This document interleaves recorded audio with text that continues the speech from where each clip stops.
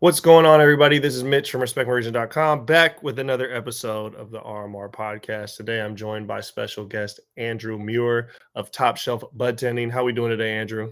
What's up, man? It's fantastic to be here. I've been following you guys forever. It looks like, what is this, episode 37? Yep. Crushing it. Episode 37 of this podcast. I've got quite a bit of podcasts under my belt with some of the other stuff, and we have a couple other shows. This one was rolling, and we put it on pause to do something else. Did like 70 episodes of that. Now we're back pushing the main podcast on the channel. That's huge, man. That's huge. Well, thank you for having me along. I really appreciate it, and I know you guys have been traveling everywhere, crushing it. So it's an honor to be here. Thank you. Likewise, and like I was just telling you right before we started, I was doing a little research. I was looking up some of the stuff you were tagged in on Instagram, and I saw myself in one of the videos, and I was like, oh, that's me.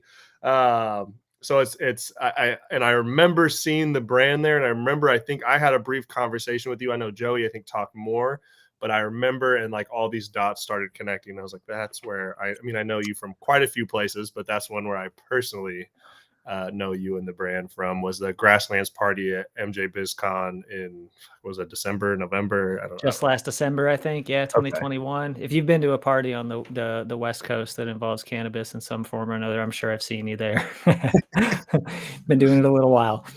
Yeah, and that was a cool. I like that event, that Grasslands one. I was just with Ricardo and John from Grasslands in New York just a couple of days ago, and I was giving them props for that party. Man, it was good food. They had you guys were running the cannabis bar. There was the actual bar, and then the food. They had like multiple choices of these like COVID friendly like pre-packaged boxes. Yep.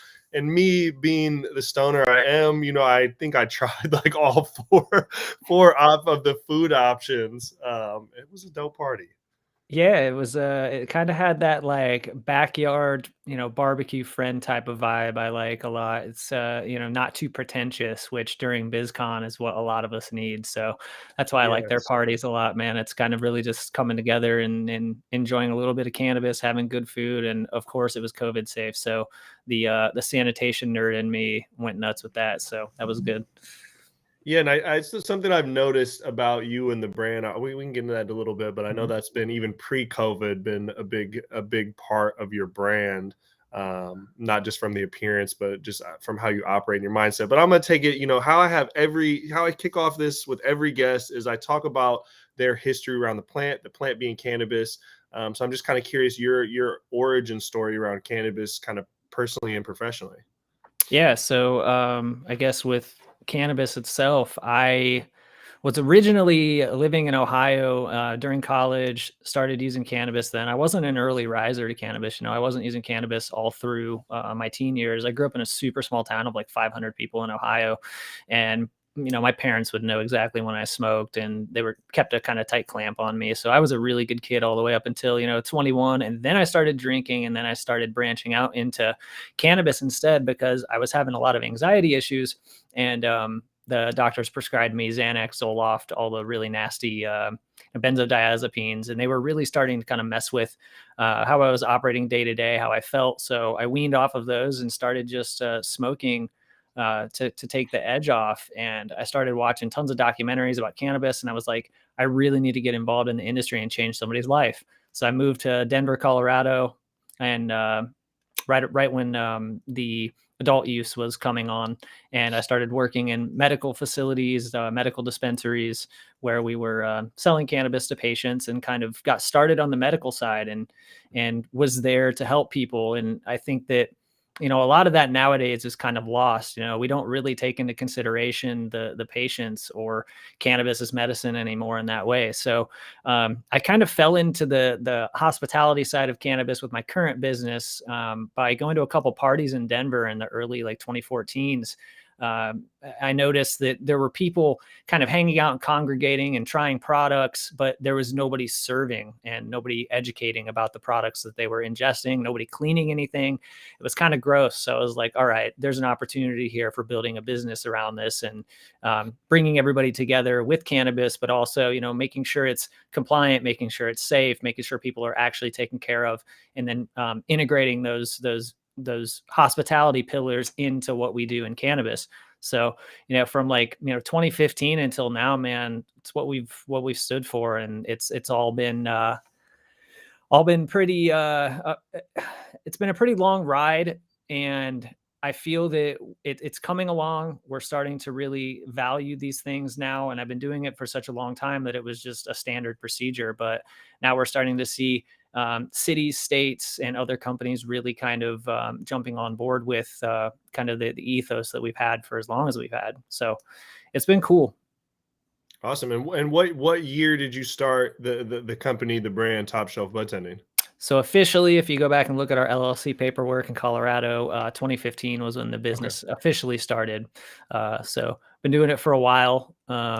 And really, a couple of years in cannabis, feels like 10 or 20 in other industries. So, yeah, it's an honor to do what I do and have been doing it for so long. But at the same time, there's a lot of things I've learned too. Like, man, we would have dab rigs set up that people would be dabbing off of, and I would have just a table sitting there with dab rigs on it, and people would be lining up back and forth, or back to back on the same rig, and I would clean the outside of it and change the water, and there was something that still just didn't feel right. And now, with COVID and everything else going on, I've essentially cut out some of those older services that weren't as sanitary, and there's a lot of stuff we've learned from it, right?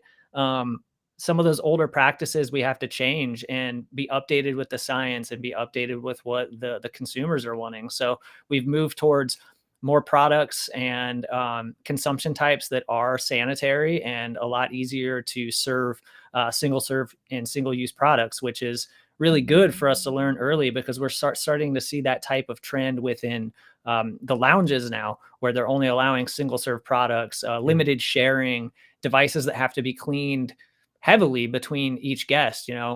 When you go into a bar, right, a regular bar, they don't give you a chalice where everybody else is drinking out of it with your shot in it, right? Not everybody uses the same cup, and that's disgusting. People don't want to do that. So I started thinking about the same way with dab rigs, right? People don't want to keep using the same rig or the same piece. And, in cannabis, we look at it as kind of like a family of stoners together, and we share joints, we share things. And COVID's really exposed kind of how much at risk we are to communicative diseases when we're sharing. And I just had COVID 2 weeks ago, and it was from sharing a joint. So I know that there's a lot of people that have, kind of shared that sentiment, and it's really starting to kind of come through on what we do, and with forward thinking. I'm glad we're doing it early. Yeah, that even thinking about that, like you thinking about sanitation in 2014-15 when it comes to cannabis, like nobody's thinking that. Like I was just expressing to you right before we started, like I'm a blunt smoker, and just since COVID I've moved to like I don't share, I don't hit. If someone else, I don't want anything that anyone else rolled up, and if I pass it to you, I don't want it back, and so therefore I usually don't end up passing it. But, for the longest time, that wasn't the case. Multiple people threw down on a blunt, whoever was the best roller rolled it up. If, you and I were going together, maybe we'd each roll one and we'd match. And like, especially moving into this backwoods era where people just, just lick the shit out of it. There's a lot of saliva in the process of sealing the wrap, then let alone everyone individually putting it in your mouth. And I've always described it, it's like this unspoken thing that like nobody talked about and nobody wanted to think about, and once backwoods got popular, there was this, the anti-backwoods smokers, like, you really want to put that in your mouth after someone licked it? You're like, look, bro, we don't talk about that. We don't think about that. We know in the back of our mind it's there. But since COVID's came out, I personally have been like, yeah, I'm not really about this. And I think maybe not everyone, but it's definitely become more of a popular talking point over these last 2 years. Yeah. And I think people are going to continue sharing. It's not going anywhere. But as far as, being a company that's responsible for the safety of someone, or having an establishment that's responsible for the safety of patrons and the experience, I think it is our responsibility as operators to at least acknowledge it. Going back to your blunt conversation, I've had people ask us to do blunt bars, and the only way we can really do blunt bars is using a blunt adhesive with gloves. And if you are okay with your guest waiting a really long time for us to properly roll a blunt, using a brand new technique that includes no licking at all, or a little more finger dexterity, we can do it. It's just not recommended due to the time that it takes to do that. So, with the price of cannabis falling now too in a lot of these states as legalization rolls on, I think sharing will become less and less popular. But I do think that we'll find different ways to share the experience together, not necessarily the actual product. Absolutely. And a big part of your journey, what I've looked at it from afar, is getting this getting acclimated to the industry in Colorado. Obviously the first state. I'm from Washington, so I always say, you guys just beat us slightly to the Real punch close. of having adult use, just slightly. But being in the first state that had adult use cannabis, and then obviously moving to Las Vegas, which is the epicenter of entertainment events, and I think, like a lot of people think, is going to be one of the premier destinations for consumption lounges, which we'll get into a little bit later. But I'm just curious what kind of jump started that move, and around what time you moved over to the Vegas market. Yeah, so I've been doing the private parties, events, and weddings with weed for a long time now, but I've always wanted to get into the I don't want to say the legal side, but when we do private parties, it's still gray area. There are no catering licenses. We don't have a way of track and trace on any of the products that are there. It's based on what the customer's bringing us to give out to their party. So we're still technically gray area operators. And I saw my jump from like gray area to fully legal being lounges in areas where we actually have the ability to have licenses to operate these establishments. So in Denver, we worked on something called Initiative 300, which would allow us to have basically bring your own lounges that could attach to restaurants and bars and other nightlife. And it was kind of a cool way of getting cannabis into these places when we didn't have any way of consuming anywhere because it was illegal. And this was like 2015, 2016. We passed it, but it was so restrictive on zoning, and you couldn't really do anything other than bring your own. It basically 2 places opened up, and they were so underwhelming that they've kind of gone under, and nothing's really happened since. And now, Colorado's done a little better with bringing some more hospitality measures forward to really make them stand out a little better to do it. But it's still slow going in Colorado. So I worked on a lot of this early lounge work in Colorado, and then decided, you know what, I need to go somewhere else that's a little more forward thinking. And the city of Las Vegas at the time in 2017 was drafting their ordinances for lounges. So I was flying back and forth from Denver to Vegas, and helping the city at least steer, what needed to be done with those lounges. And originally, man, they were wanting to do beer and wine sales inside of bring your own cannabis consumption lounges. And we were having arguments with the law enforcement on polysubstance consumption. So multiple substances at once. And it was a nightmare trying to add alcohol to the mix. And personally, I don't think it needs to be done. Cannabis is fine by itself, but working with Las Vegas showed me that they were actually open-minded to doing stuff different. So I moved out here in the middle of 2017, and we're working on it. We got it passed, and the city was ready to start opening up lounges, and the state said, hold on, wait a minute. We need to figure out what's actually happening. So the state, basically every other year, they're allowed to pass stuff, and they shut this all down in like 2018. So we had to wait until 2020 to really get it going. COVID happened. Nobody was talking about consumption lounges. And then in 2021, they finally passed at a state level the current lounge landscape that we have right now. The regulations are not finished, but they're almost done. And they are, in my opinion, the most progressive in the world right now, literally the world. We can do basically anything you want. If you wanted to do an infused steakhouse where you infuse butter, put it over your steak, and serve it to somebody with a 10 milligram side of infused butter on a porterhouse, that's possible in Las Vegas. So in the entire state of Nevada, we're going to have the craziest concepts you've ever seen anywhere. We allow smoking. We allow all of the edible offerings. Independent lounges even, so the small players that don't already have dispensary licenses will be able to sell. So all the lounges you'll be able to purchase in. So that movement forward propelled me to kind of stick around here, because I knew that they were thinking in a way that made operators responsible for creating brand new, awesome concepts. And they knew that in order for Las Vegas to really be put on the map, we were going to have the freedom to do what we needed to operationally to make it profitable. Because in my opinion, bring your own lounges, they're cool for the first like 1 to 3 years at most of a state legalizing, where people don't have any place to smoke it, and it's cool and it's fun. But as you know, being in Washington and Colorado, weed just becomes another thing. It becomes part of a culture, a dispensary. Like by the 5th time you go into it, it's the same experience, and it does lose its luster after a while. So the bring your own experience, in my opinion, it's just like having a bar that doesn't sell alcohol. It's not profitable. So, yeah. Las Vegas is just very forward thinking, and that's why I decided to move here, and I'm glad I did. And that makes complete sense. And I feel you. The bring your own lounges, there's been a couple in Oregon that have existed, and whenever we've been out there for events, the team will always go there, and I'm always like, we have an Airbnb with a backyard and a barbecue. Like I can bring my own weed out to the backyard and smoke there. Why do I need to go to a lounge? If we're at the club or we're downtown or whatever, I could just step out and blow a blunt on the street and nobody bothers me. Why?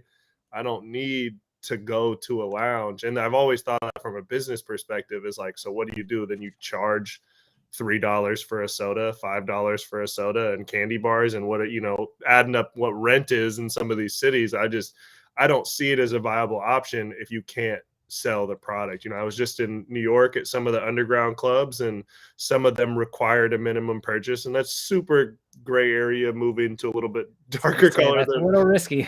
Yeah, but I get it, that model, right? Like if we're at a club, like just like at a bar, you can't bring your own alcohol in a bar. You have to pay more than it costs elsewhere at the bar, but that's a part of the experience, and I get that. And so I mean, there's ways around it, like, tokage fees, which are the same thing as like corkage fees, right? If you're bringing it in from outside of the establishment you're purchasing from.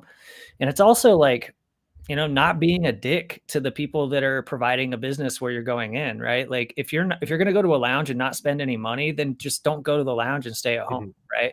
I don't want to sound like that, because lounges, I mean, they're there for a reason, and we have to have revenue to exist. And the revenues are a lot more thin than people think. Like, I know they're still making up the rules and regs for the New York market, but New York, if they don't do their hospitality and cannabis lounge regulations properly, that will allow for grand concepts that bring people in for other than just the weed, they're going to have a lot of problems. Because in New York, as you know, you can walk around the streets and smoke. Anywhere that's legal to smoke cigarettes, you can smoke cannabis. So why would I just not bring a joint, go to a show, have a drink at the show, step outside, smoke, and go right back in with my wristband? So, places where cannabis isn't as illegal, even when it's legal, we're gonna see a lot of issues with lounges being limited if they don't do it right. Absolutely. It's a cool thing. It's a tricky subject, but a lot of things in cannabis, there's some pros and some cons, and a lot of regulatory red tape that we still need to navigate through. For sure. I want to ask you about one thing. Obviously, I know one of your press highlights was being on Vice Most Expensivest with 2 Chainz. What was that experience like, and how did that opportunity come about for you? So they actually cold emailed me, the producer from the show, and they're like, hey, we're doing like a Vegas special of really cool stuff in Vegas. So I was like, that's awesome. I probably would have honestly never got the opportunity to be on the show had it not been based in Vegas already. So full disclosure, this is a lot of stuff that nobody gets. So you're getting some exclusive shit. I had to come up with a package that was the most expensive budtending package in the world, right? Like, obviously the show's most expensivest. I can't go up there and say, oh, my services are X amount, and then just be like, oh, cool, that's the same as a bartender. So we came up with a ridiculous like baller package. We called it the Vegas VIP package, and it included the mansion that you stay at, luxury travel to anywhere else on the strip that you need to go, obviously cannabis dispensary trips to get all your products, and we essentially throw a giant banger party for you. And the price that we had it at was like $25,000 or something. This was all pre-COVID, when we were right at the peak of the business, right? The whole 2 Chainz thing happened. I was on Vice. I was really getting a ton of press. And then not even a month later, all the shutdowns happened. So it basically killed all the momentum for this super baller package, we're trying to get it back up and running again now. We've been getting some inquiries here and there for it, but it definitely was crazy to like tell that to the world and see their reaction, because there was a lot of people hating. They're like, this kid's like some rich kid just selling oregano to people. This is bullshit. Like, you know, people made fun of my height because I'm short. I'm like 5'5", 5'6". 2 Chainz is 6'5". So it's like, he's a he's hooper, huge, man. and I'm tiny. So it was cool. So like the comments and stuff were a little crazy on there, the experience after the fact, but like being there with him in person was really dope. He was a super down to earth, really cool guy. Not like there's some celebrities are like not fun to be around, and they're kind of mean. He was not like that at all. And that was the most cameras I've ever seen in my entire life too. They had whole rigs everywhere in front of me. So we got him really stoned. And then that's when I introduced the bellow. It's called the Zenko now, but I introduced the bellow for the first time with that company on live television with 2 Chainz. And he really loved that device. And he was trying to buy the prototype from me. And I was borrowing the prototype from the company, and they're like, you can't give this up. And 2 Chainz was like not taking no for an answer. So I had to get the owner to come to the mansion we were at to tell him no, because I couldn't tell him no. It was the craziest thing. They just don't like to be told no. So it was fun. We ended up staying there a couple hours after and got everybody on their team super ripped. The Vice people ended up smoking with us too. So it was a fun time. And it was in, I think it was a $31 million mansion on the west side of town. Man, it's still the craziest thing that I've done as far as you know, being in a super expensive mansion. We've been in a couple that have been, you know, 5 million plus, but never anything like that. The place was designed to look like a yacht, and it's like, why? But you know, some people like that. Yeah, when you're on most expensive, too rich for my blood, man. Yeah. But it's got to be there. No, that's interesting, and I appreciate you sharing the insight, because it's weird how, you know, a moment like that can propel you the spotlight, and then along with it comes people thinking one thing or another. And I didn't know that was right before COVID either, which is, man, that's sad. Dude, literally a month before it came out. The episode premiered in March of that year, and then April is when the main shutdown started happening. And I had people trying to come from like France to do the package, and you know, Australia, France, the UK, like all over the world, really trying to come out. And we were getting it all set up, and then COVID happened, and it honestly, COVID tanked the business so bad that, you know, we're still recovering from it, you know. And like a lot of companies, we didn't have the luxury of actually selling product that was protected, you know, under a lot of these ordinances and emergency measures. So everything event related, hospitality related sucked for a little while, but it's coming back. Absolutely. Yeah, no, I understand. That was, you know, 2020, we had, you know, 90% of our revenue was rooted in events, and we got one event out in March. We're flying back to Seattle. Washington was, you know, we were case 0 or whatever, ground 0 for COVID in the US, and the state shut down like 2 days before we had an event, lost the money on the deposit, everything. And thankfully we were able to pivot. But obviously your business being rooted in hospitality and events, it's you know, there's no way to pivot around that. You can't do the experience through Zoom. No, I mean, luckily I was already like looking at you know, ways to pivot out of it with the legal side with lounges and doing I started doing like a lot of dispensary consulting and winning licenses for people. So I've been having a pretty good track record of winning licenses in multiple states, going on at the same time too. Illinois, I own a couple licenses myself in Illinois. So I pivoted enough away from the events as I needed to during COVID to at least stay alive. So it was good, but sucked at the time knowing that one of your businesses is completely falling on its face and there's zero you can do about it. Right. Yeah. It was a tough time, but it's, you know, we're moving out of that. I want to get back to the lounges. I want to get back to the lounges in just a second, but one of the other things I really wanted to ask you is, you know, obviously you've worked in dispensaries, you know, medical and rec, and then these events. What is the difference between budtending in the store and then at an event? It's obviously a different atmosphere. I'm sure there's a lot of different kind of nuances, but I'm just curious from your perspective, what are the main points that are different between those two experiences? It's a super good question. So when I'm training folks on the difference between retail budtending and hospitality-based budtending, retail budtending, there's a there's a certain lack of responsibility. Not saying they're not responsible, but when people come into a dispensary to purchase at retail, they are seeing the product, sometimes smelling it, depending on the jurisdiction, and then you're selling it to them, and then they walk out your door and you leave, or they leave. You don't really know until they either call you or come back how they enjoyed the product. You don't know how it affected them. And there's really not any responsibility beyond that sale, right? Until they make a problem of it. Whereas hospitality bud tending, you're going through everything with them very intimately, product in hand.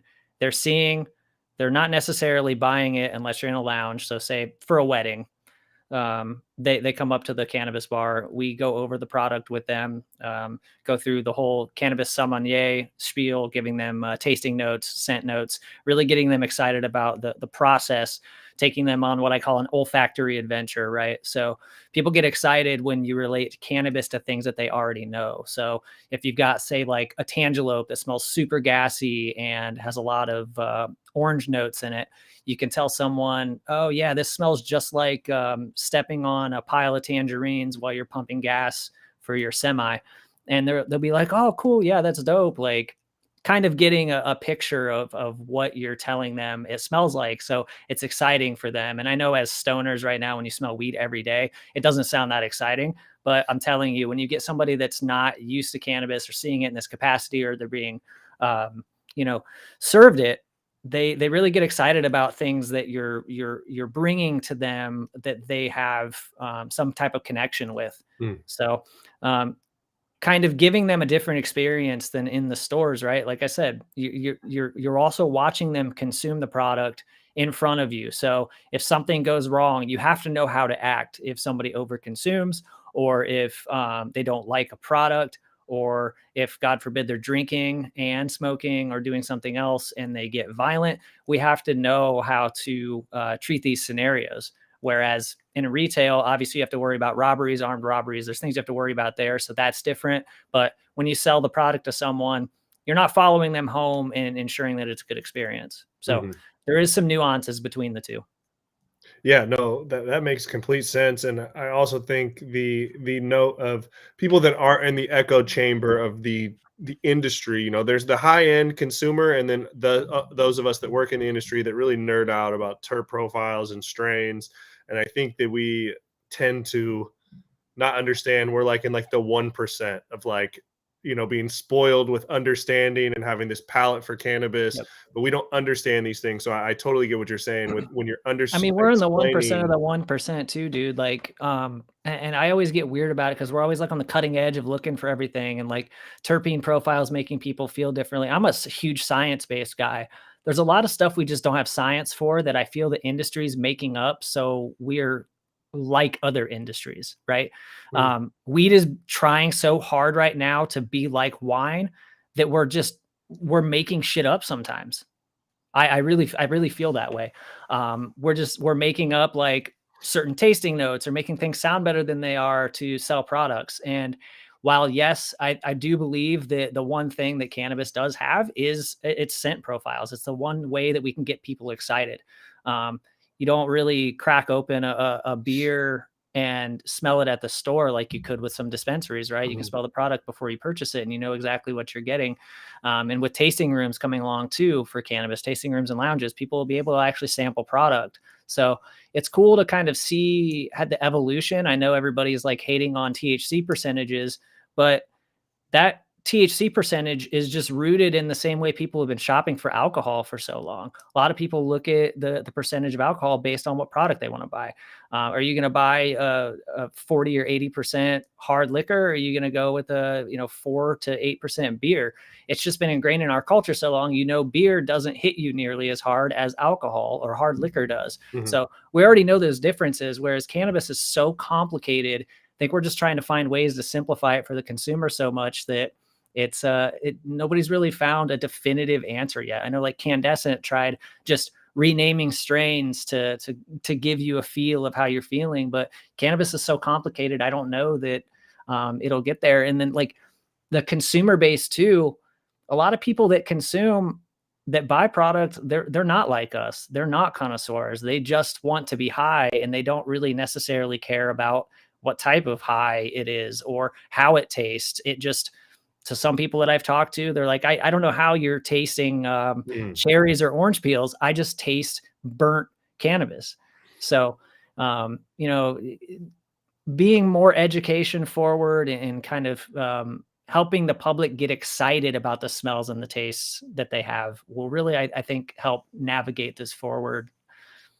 Yeah, no, I was going to ask that is how many people don't, whether it's the underdeveloped palate or just don't necessarily care, because my wife is not a big consumer and I'm always doing that. I'll get really good weed that I think, I mean, anyone that smokes weed will be like, these are just completely different flavor profiles, just on the nose, right? And I'll tell my wife, like, what's this smell like? She'll be like, weed. I'll be like, what's this one smell like? I don't know, weed. And I'm like, do they smell different? She's like, I mean, maybe. And I'm like, how does this not smell different for you? Right. Yeah. And like wine for me, when I go to, I'm not a big wine drinker. So when I go out and people want to get wine, like I just tell them I want a sweet wine. They bring me a sweet wine and it still tastes like shit. And I'm like, okay, this isn't sweet. And then there's other ones that I have that I like, but I don't know how to articulate it because I don't know enough about wine. But even just menus, them telling me what the tasting notes are, saying there's like notes of apricot. Like sometimes in wine, I can't smell any of it. I don't know any of it. I can't taste any of it. And I don't have a developed palate for it. So I think that as the markets start to mature, people will start to care about that. But there's also going to be the brands that people are literally only budget conscious. They just want to be high for the lowest amount of money possible. So we'll start to see those kind of breaks in branding. I always find it kind of funny, like luxury cannabis brands, like what's actually making luxury cannabis? Is it the way that it's grown? Is it how it's packaged? A lot of it is just how it's packaged, but there's a lot to unpack. And like you said, we're in the 1% of the 1% thinking about these things, and the consumer necessarily doesn't care. A lot of the times I've noticed, they're just excited to have it, especially in states that are brand new. Right. And so upon, these other things of walking people down that line and relating to making the elements of cannabis relatable in other ways that people might not understand if they're not that heavy of cannabis consumers, what are some of the other components that make someone a good bud tender? So obviously it would be personal, like, being personable. And when I hire people, I look for things that you can't necessarily teach, right? You can teach people about the science of terpenes, the science of cannabis, what to look for when people are too drunk or high, diffusing situations, soft skills like that can be taught. There's certain things that certain people possess as far as personality types, how they act, how they explain things, sometimes they just have it. So sometimes I think people are just born to be that way. They're natural service folks. But as far as it goes, man, just really digging in, knowing your products, knowing what you're selling or serving to someone, and staying on top of everything and really making it an experience that, like I said, people can relate to. So finding ways of like pulling out something that someone likes, whether it be a hobby based on a shirt or a hat that they're wearing, and relating whatever they're consuming to that activity even can really go a long way. So there are kind of some, psychological things you can learn, but I think being a good bud tender, really a lot of it, I would say 80% comes down to just being really, really good with people. You can learn product knowledge. It's just being really good with people and staying on top of what is cutting edge in the industry, because every other day we have a new gummy that is fast acting in 5 minutes and it's nano emulsified, or they use something that goes past nano emulsification. Like it's even hard for me to keep up with it sometimes, Yeah, no, I can 100% associate with that. And back to these lounges. I know you said you've been working with Las Vegas. What are some of the things that you have kind of cooking up in that realm? So I've been working on obviously getting these regulations correct. We're working on, obviously giving public comment every single time we can to kind of steer operationally what we can do. Originally, the regulations didn't have anything about health or sanitation or needing to actually clean things properly, and the training was still kind of super minimal. And we pushed to have more strict training and more strict cleaning practices for the lounges, and to also have an open model to allow us to actually infuse food like a real kitchen would. You know, we're not there. There's things that the state's not even thinking about that we've brought up to them that, you know, it's not the state's fault. Most people aren't thinking about this. What happens when you have an infusion kitchen and you also sell non-infused food, and utensils and tools and pans become cross-contaminated with cannabis, and you serve someone cannabis that doesn't want to be served a cannabis meal? So things like that, basically setting up two opposite kitchens, one with infusion ingredients and one without infusion ingredients, and how that runs and the synergy between the two and making sure people get the right thing. So we've been really active on trying to make sure that that goes through. But beyond that, we're working with a few clients out here to get their concepts up and going, since we do have a lot of wiggle room and availability to make concepts. The sky's the limit. So whether it be large MSOs or just kind of small mom and pop shops, we've been assisting with that. And it's been a cool experience working with that. You know, we've done lounges now in Michigan. So there's one that's going to be opening up. I can't say what one, but it's opening up soon in Western Michigan, Illinois, California, and now Nevada. So it's fun. It's interesting. Everything's kind of flying at a mile, or, you know, 1,000 miles a second, but it's also like, we want it now. We need it now. Everybody's, you know, super impatient, but it's also taking, you know, they said regs were going to be out 2 months ago, and it's now approaching, you know, when lounges were supposed to be open. So it's coming along. Right. And it's interesting you thought about that, you know, the cross-contamination of cooking. You know, those things that I didn't even think about. Yeah. And you touched on it earlier. I think one of the things in my mind that sticks out is that the cross-faded, right? Drink alcohol and cannabis is someone that's thrown a lot of events, both inside of cannabis, outside of cannabis, and some that kind of cross both waters. You know, I'd say for the general public, it's not a good idea to cross them. For myself and most of the people I hang out with, we're always smoking. So even if we're drinking, we're still smoking. So it's some average, it's regular. But for the inexperienced cannabis consumer, you know, mixing alcohol and cannabis is not the move. You know, a lot of potential issues can come about from that. Is that something that you've kind of witnessed or experienced and seen any kind of event organization or organizers have to kind of learn the hard way? So, I mean, based on the number of people that I've served, my company has served roughly 70,000 people nationwide in the time that we've been serving cannabis. So, you know, in the mid, you know, like 2016, 2017, we were doing a ton of events every single week with thousands of people. So the only time we've ever seen issues with anybody needing to go on an ambulance or, you know, like falling out, over passing out fully, has been from super hot, high potency dabs and doing way too many of them. That was only one time that I saw that. But the only time ever that we saw any problems at any events was when alcohol was introduced to the mix. And it was usually from, you could tell the exact moment when people were starting to get really drunk, and then they would add cannabis on top of it, and it would kind of exacerbate the situation. So the only time we've really seen issues out of all the people that we've served has been when multiple substances are involved. And it's just a known thing. There's facts out there that, you know, you do have a lot of issues when you introduce multiple substances like that. And we know that. We know what to look for as servers now, and, you know, we're trying to prevent that. But Vegas is going to be it's going to be a really big test bed for what the lounges can do operationally, and what we can do, because essentially for safety reasons too, right? We've got 42 million tourists that come through every single year, and somebody from, let's say, Arkansas, where cannabis isn't as popular, they come out, they want to try cannabis for the first time, but they've been at the pool all day. They didn't drink any water. They also took a different illicit drug before they walked in, and we didn't know.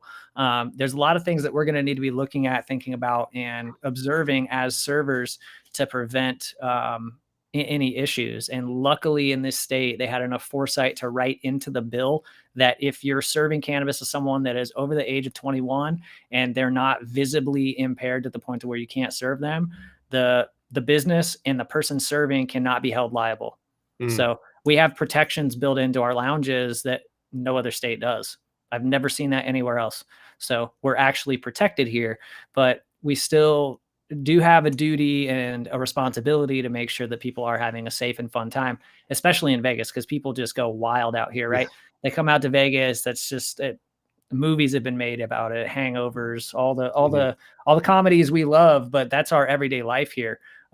People pass out. Like, we have IV clinics everywhere that people can get IVs if they get too fucked up. So it's going to be an interesting look at things. And I think we have enough experience to at least try to mitigate 90% of what we see, but there will be issues. There will be growing pains, and we'll see that, especially with the alcohol culture that we have in this city. And so if I'm hearing one of your previous statements correct, over 70,000 consumers served cannabis, and you'd say with just cannabis without alcohol, you really only have one incident that comes to mind that was I had one pass out that was like actually alarming, and it was the guy was taking, I'm not even joking, it was like red hot, probably 800-degree dabs back to back to back to back, like trying to do as many grams as he could. And then he just passed out, I think, from not having enough oxygen in his head, would be my guess. But that was really the only pass out that we've ever seen. I've seen people getting like carried out, but like I said, that was that spot there was basically an underground music venue that we were contracted to serve cannabis at that was free with membership. And they had free alcohol on one side, free weed on another side, unlimited. So people were doing as much as they could. And even then, we only had a couple of incidences there, but we just really had to watch. And luckily it was me that was the one serving, because if it was anybody else, they wouldn't cut anybody off. Right. Like, I feel like there's a lot of operators that just aren't responsible. So in that situation, dude, even then, we only really saw issues when the alcohol was introduced, because we did a few in that same spot with only weed, and those were super chill, like dubstep events. Never any issues. You start introducing alcohol into it, that's when you start having, some of the crossfade issues where people are needing to be carried out or they get aggressive. So it's I've literally never seen any type of. I've seen like one heated argument at a weed event out there that was like held exclusively as a weed event. I know that you've seen some of the fights and stuff that happened at BizCon, right? Even just last year at like a strip club, there's fights, but there's also alcohol there. So you find the culprit, man. Anytime you see alcohol anywhere, there's fights happening. Oh yeah, and I've talked about this quite a bit of times. As someone that's thrown, probably over 100 events now. It's like, again, some with just cannabis, some with both, some with I'll say traditional events that just have a bar. With cannabis, we've never had a single issue. We've had one time where someone felt, an inexperienced person took 2 or 3 dabs and fell over, and like that was it. Maybe scraped up their elbow because they lost their legs for a second. But that's the only thing. I used to DJ at a small college bar, and I mean, every fucking night, multiple people, no cannabis, just alcohol fights. Someone's bloodied up leaving. The cops are coming. The fucking urinal in the men's bathroom got ripped off the wall. I don't even know how many times. And I don't even know what possesses someone's mind to think like, let me kick this or rip this off the wall. But with alcohol, it's just always a shit show of just property destruction, fights, horror stories with women and what they have to go through with men that have drank too much.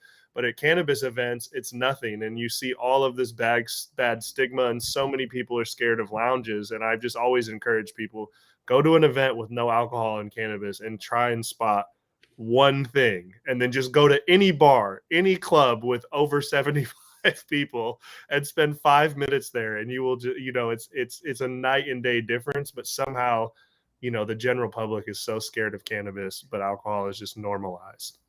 Yeah, I think if we can do it right and show people that it's okay, and really prove to the world that it can happen, we're in a very unique position to be able to do that. And I will say, with a caveat though, one big caveat for me, we have not seen cannabis lounges operating in this capacity yet. There's some in West Hollywood that have operated like this, some in the Netherlands. The Netherlands has a whole different, they have a whole different culture there that's not even conducive to any type of violence for the most part anyway. So like lounges in America are going to have a way different feel. Sure. And I still do think that there will be problems that pop up because of lounges. Because when you get people in a communal setting and they're on whatever drug it is, could be cannabis, could be anything else, there will be problems that do pop up. It's just inevitable when you have that many people have such a large sample size.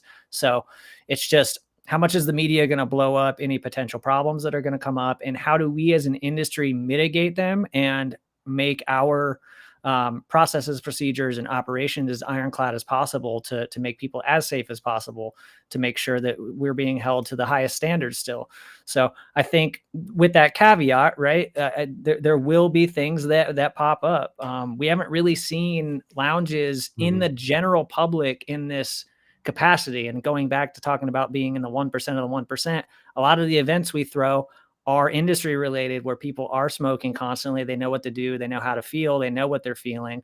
When you get a very anxious very anxious college age kid that comes into a lounge and they smoke the wrong thing and they start having an anxiety or panic attack and start freaking out at the table.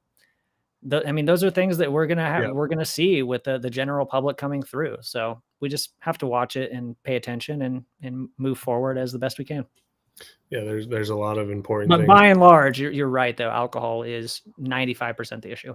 It's someone was saying it the other day, alcohol is like an accelerator. No matter what the mood or the emotion is, it accelerates it. Cannabis doesn't necessarily have that same impact as a substance.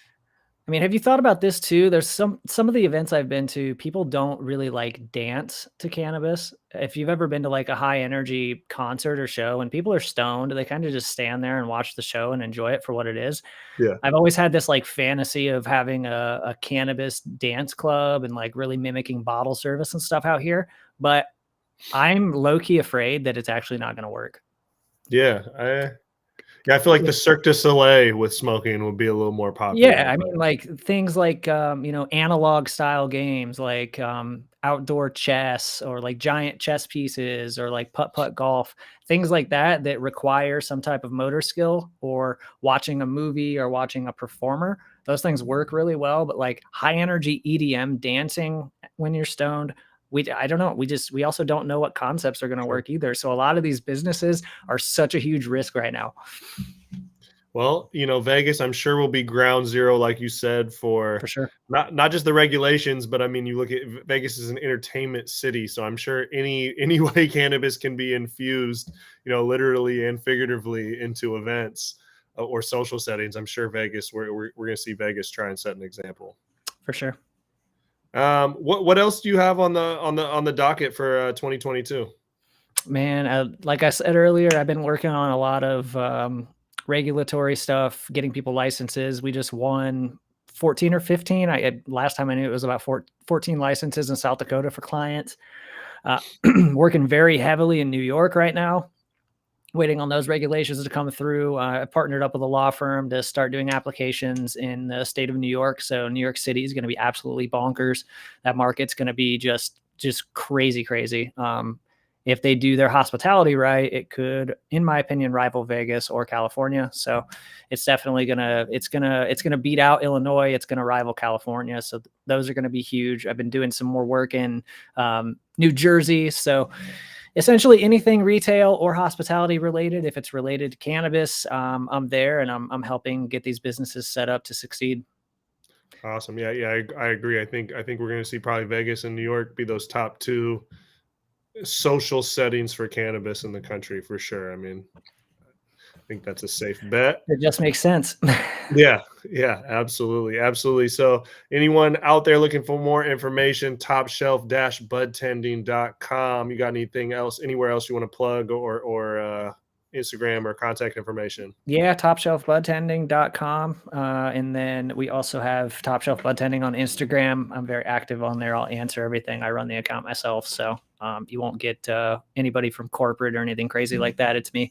So LinkedIn is another good source as well. I've been using that a lot lately. So Andrew Mieure, Mieure is my name. And go ahead and connect with me. I'm here to talk everything cannabis, and I'll talk your ear off. So if you want any services, anything like that, we can definitely help you out if you're looking at getting lounges going, or if you're trying to get into retail with licensing. We do a hell of a job, and we would love to see what we can do for you. Oh yeah. Well, thank you for joining us today, Andrew. Really appreciate it, man. Look forward to seeing events get back into full swing, and excited to check out some of the stuff that you're working on, man. Thank you so much for having me. I really appreciate it. And yeah, I'm sure this won't be the last time I see you all at an event. Most certainly, man. All right, people. We'll see you later. RMR Podcast episode